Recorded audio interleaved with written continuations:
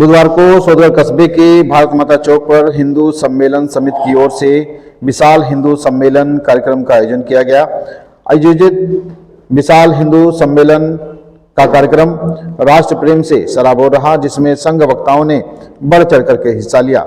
इस सम्मेलन में हिंदू धर्म, संस्कृति और राष्ट्र के प्रति लोगों की भावनाएं और अपने विचार व्यक्त किए। इस दौरान बतौर वक्ता राष्ट्रीय स्वयंसेवक संघ के सह विभाग प्रचारक अजीत जी ने जाति पाति की करो विदाई, हिंदू हिंदू भाई भाई के स्लोगन के साथ हिंदू एकता पर बल देते हुए कहा कि संघ यह प्रेरित करता है कि हिंदू समाज को छोटे बड़े का भेदभाव मिटाकर सभी को साथ लेकर चलना चाहिए।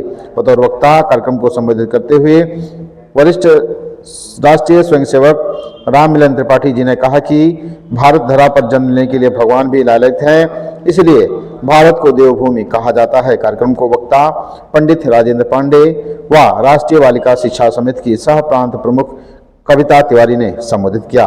लोक गायक अमरमणि दुबे एवं राजन पांडे द्वारा गणेश वंदना के साथ कार्यक्रम की शुरुआत की गई। इसके साथ ही कार्यक्रम के मुख्य वक्ताओं ने भारत माता की प्रतिमा के समक्ष दीप प्रज्वलित कर एवं पुष्प अर्पित कर भव्य हिंदू सम्मेलन कार्यक्रम की शुरुआत की। मंचासीन पदाधिकारियों का परिचय नगर कार्यवाह अखिलेश ने कराया, तो वही मंच का संचालन ऋषि वर्मा ने किया। आइए सुनते हैं कार्यक्रम को लेकर राष्ट्रीय सेवक संघ के वरिष्ठ पदाधिकारी राम मिलन त्रिपाठी जी ने क्या कहा। भगवान और देवता ये लोग भी लालायित रहते हैं। यह भारत धरा, यह भारत भूमि, यह भारत माता, ये साक्षात जगत जननी है, ये माँ जगदम्बा है। भगवान राम जब अयोध्या में गए थे तो अयोध्या में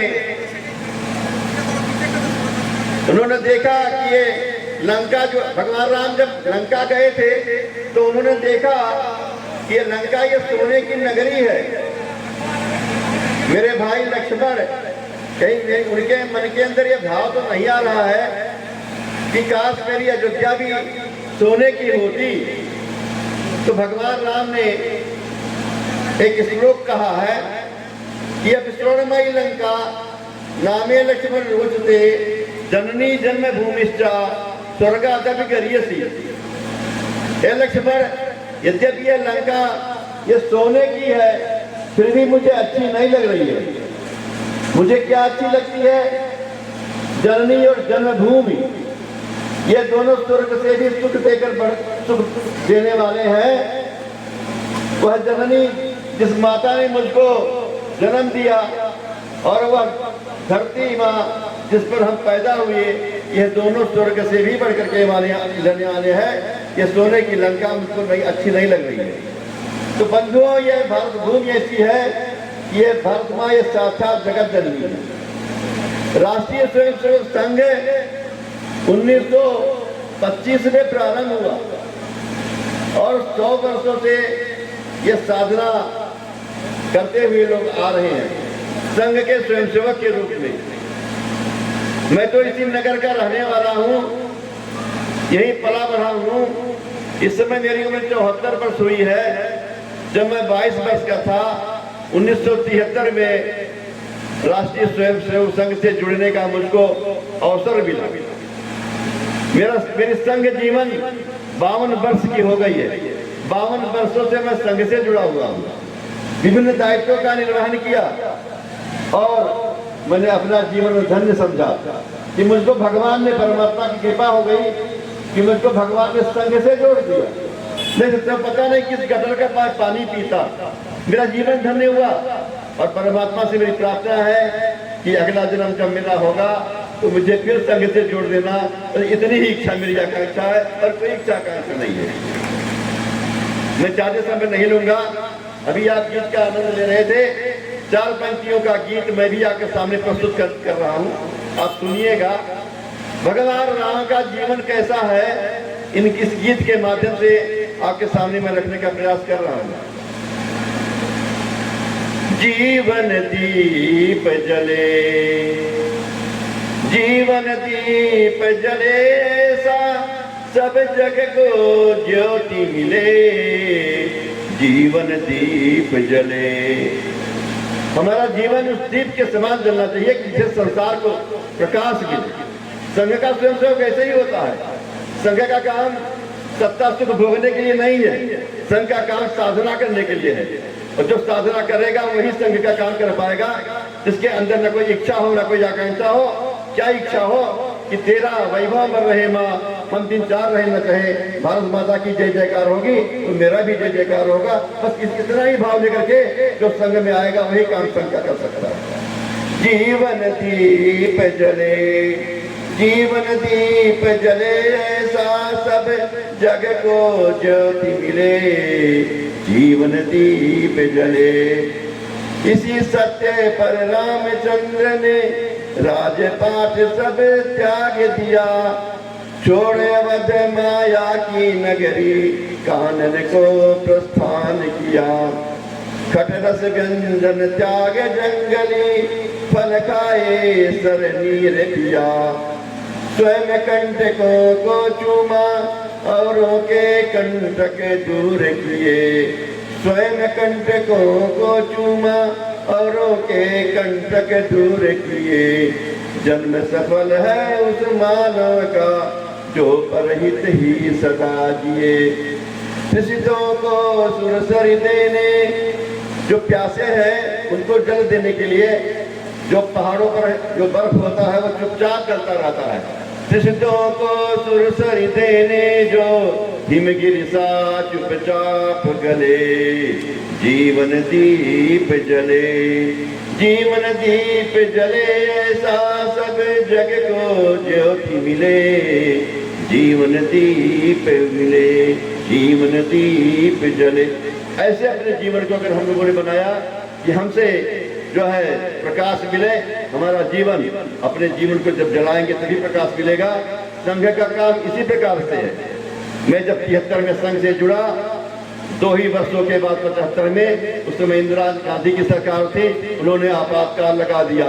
तमाम संघ के प्रचारकों को, संघ के स्वयंसेवकों को मार मार करके जेलों में बंद कर दिया। हमने क्या बिगाड़ा था? मैं तो यही कहता हूँ ना कि भारत माता की जय, भारत माता की जय। ये भारत माता की जय बोलना पाप है क्या? ये भारत माता की जय बोलना पाप है क्या? सत्ता के सुख के लिए, कुर्सी पाने के लिए जो राम भक्त हैं, जो देश भक्त हैं, ऐसे लोगों को, ऐसी सरकारें आई हैं जिन्होंने उनको मारा और पीटा, उनको प्रताड़ित किया और उनके ऊपर झूठे आरोप लगाकर उनको जेलों में सड़ा डाला। ये स्वतंत्रता के बाद की यह बात। और दुर्भाग्य देखिए कि हम 15 अगस्त 1947 में हमको स्वतंत्रता प्राप्त हुई, लेकिन स्वतंत्रता क्या प्राप्त हो गई? ये हिंदू समाज सो रहा था, ये भारत माता के टुकड़े हो गए। पूर्वी पाकिस्तान, पश्चिमी पाकिस्तान, दोनों हाथ उसके कट गए। भारत माँ रोती रह गई और हिंदू समाज अपने व्यक्तिगत स्वार्थ में, अपने व्यक्तिगत सुख सुविधा में डूबा रहा। उसे चिंता नहीं हुई। अगर सारा हिंदू समाज खड़ा हुआ होता तो इस भारत माता के टुकड़े टुकड़े नहीं होते। और उसके बाद भी देश का विभाजन हो गया। किस आधार पर हुआ? जिन्ना ने कहा कि हम भारत में नहीं रहेंगे, यह भारत जो है अपवित्र है, ये नापाक है, हमको पाक जमीन चाहिए, पाक भूमि चाहिए। और इसलिए उन्होंने जिद किया और उस समय के जो राजनेता थे, जो अगुवाकार थे, उन्होंने देश का विभाजन स्वीकार कर लिया कुर्सी के लालच में। और भारत माता के 2 टुकड़े हो गए। ठीक है, 2 टुकड़े हो गए, हिंदू समाज सोता रहा और भारत माता के टुकड़े हो गए। पूर्वी पाकिस्तान पाकिस्तान बन गया। लेकिन जिसके आधार पर, जिसके लिए पूर्वी पाकिस्तान पश्चिमी पाकिस्तान बना, आखिर यहाँ के वह वर्ग क्यों नहीं गया वहां? हम क्यों नहीं उनको भेज पाए? ये चिंतन का विषय है और यह विचार करने का विषय है।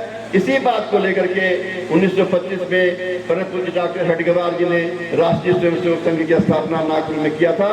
बंधुओं, आज संघ के 100 वर्ष पूरे हो गए हैं। संघ यही चाहता है कि दुनिया के अंदर भारत माता की जय जयकार हो। भारत माता की जय जयकार नहीं होगी तो हमारा जय जयकार नहीं होगा। हमारी ये दुकान, हमारे ये मकान, हमारी ये सारी चीजें, ये सब तहस नहस हो जाएंगी। ये बचने वाला नहीं है। आप विचार कीजिए, जब देश का बंटवारा हुआ था, जो भूभाग भारत से अलग हुआ, पाकिस्तान बना, वहां भी ऐसे ऐसे बड़ी बड़ी कोठियां, बड़ी बड़ी हवेलियां और बड़े बड़े लोग थे। लेकिन हुआ क्या, वो सब कोई छोड़ के भाग के जाना पड़ा। माँ बहनों की इज्जतें लूटी गई और जो ट्रेनें आती थी लाहौर से भारत के लिए, उसमें लाशों से भरी हुई रहती थी, हिंदुओं की लाशों से पटी हुई रहती थी। ये उस समय का दृश्य था। आज भी अभी आप देख लीजिए, अभी SRI फार्म भरा जा रहा है और उसका परिणाम क्या हो रहा है।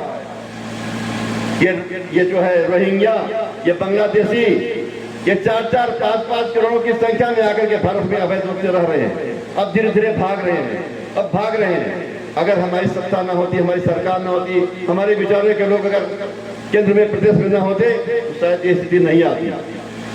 हम लोगों को जागरूक रहना है और फिर से दुनिया के अंदर भारत को विश्व गुरु के रूप में स्थापित करना है।